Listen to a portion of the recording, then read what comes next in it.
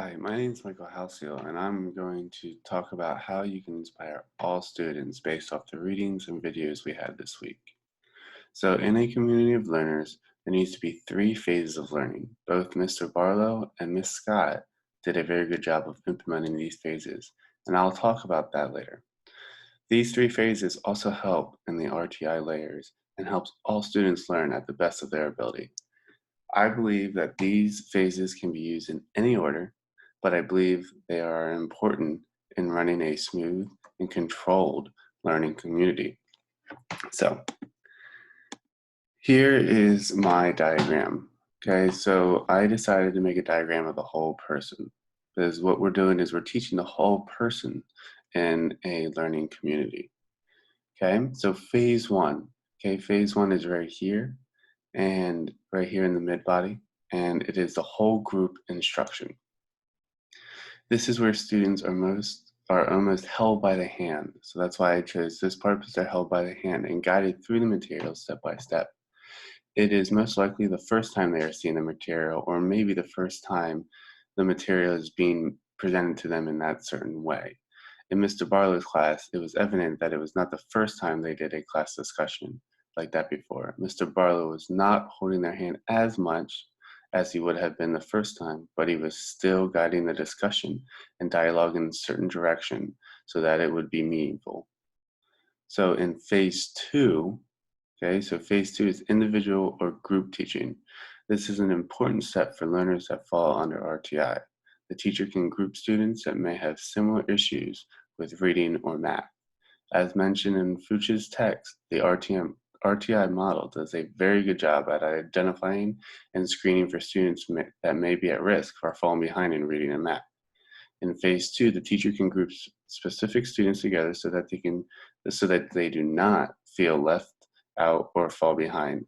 The teacher no longer has to hold their hand and guide them through the material, but rather the student are walking through the material. So they're not running through the material, but they're walking. So that's why I chose phase two down here at the feet and progressing through the material at the pace that is best for them. I say this because students do not necessarily have to be the best readers or writers at this point. They are adding to the discussion and having productive dialogue with their peers. Phase three is independent work. The students are really able to think on their own and use their head to add to the discussion. So phase three up here is the head, because no one is guiding them, either walking them through the material or holding their hand through the material. The students are using their head, their own ideas, and no one's guiding them. This is also an important step for students that may be identified through the RTI. Students are still working at their level and producing material that is at their level. Most likely this phase is at the end of the phases. I find this to be true so that all students feel comfortable with completing the work because they have worked with the teachers and their peers on similar material. But during this phase, students get to be creative and add their twist to the material, as you saw in Ms. Scott's classroom. In the end, I believe any student would be able to work within both these classrooms we witnessed in the video. Students would not be able to be thrown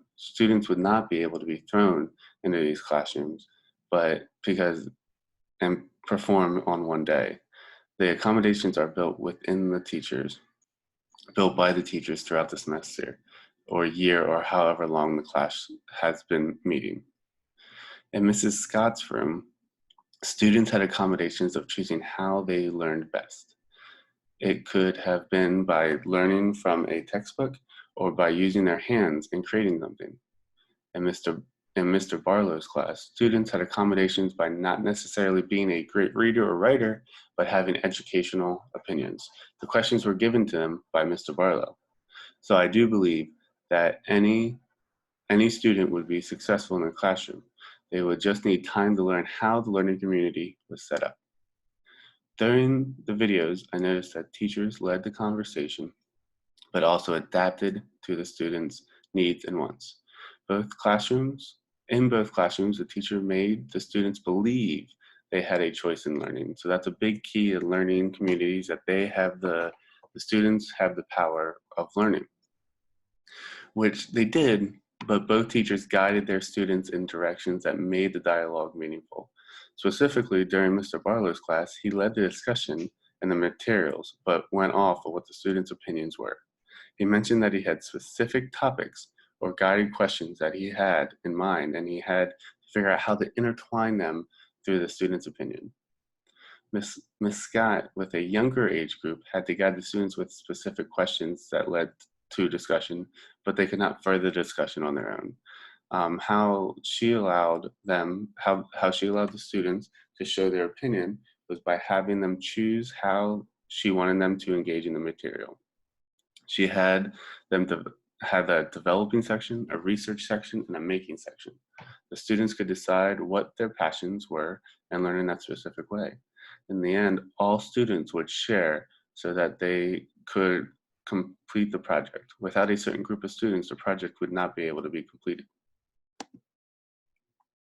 So then we have the issue with technology. What I first noticed was that both of these teachers were not using much technology. Technology as in computers. Now, this was an older video, but they were not using technology. But what is technology? At one point, a pencil was technology. At one point, paper was technology. So it's all based on your interpretation of technology. But I'm going to go off the technology of what we have today with technology and computers. So technology can be used to promote deeper learning when it is used for a specific task. For instance, when you search a topic for your research paper and your topic is broad, it becomes overwhelming sometimes.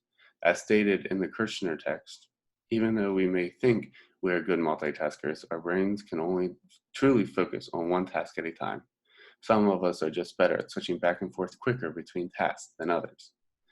So when you search at the beginning phase of your research project, so many different topics and articles pop up at once, and your brain may not be able to focus on one specific goal in mind. So that's where it's no one is truly a multitasker. You can't do two tasks at once. Some of us are quicker at going back and forth. So technology can be overwhelming, especially at the younger ages. I found that technology to be useful for practice. So at the elementary level, students practice using technology, or they can work together to create something using materials given to them. But in a learning community, technology is mostly used to demonstrate the knowledge of the material, not necessarily for learning something new. I have found that technology is not really something that you can give to a student and they're like, oh, there it is. Um, they're not very good at learning on their own and learning something new. So can students learn? In the end, I believe any students would be able to work in both these classrooms, as I said above. Students would not be able to be thrown into the classrooms and perform on day one. The accommodations are built by both teachers throughout the semesters, or as long as they had these students. So, and then it's just really about working hard. As mentioned in the video session 7, the psychologist would say that it really determines on how hard the student worked and the expectations that are set for the students, so both by the teacher and the parents. They truly mention the importance of the expectations of the parents.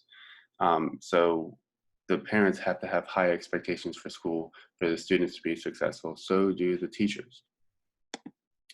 Pros and cons.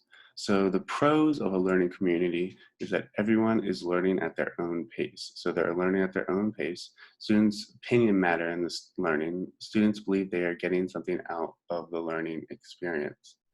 So the pros is that they're learning at their own pace and they believe that they are learning how they want to learn. You have options and you guide those options into something that is productive. The dialogue is productive. The cons of a learning community, it takes time. As I mentioned before, that these teachers, it is not something, a learning community isn't developed in one day. It is something that is developed over time with expectations and faith. Students need to participate. So no matter how how much you build on it, how well you've done it in the past. If the students are not participating, the learning community is not going to work. And lastly, for a con, students need to be willing to try. A lot of students, at least at the elementary level, I know, they just don't want to try out something new. They want to do something that they're used to. Sometimes when they see it for the first time, they fail and they don't like failing. So the students need to be willing to try.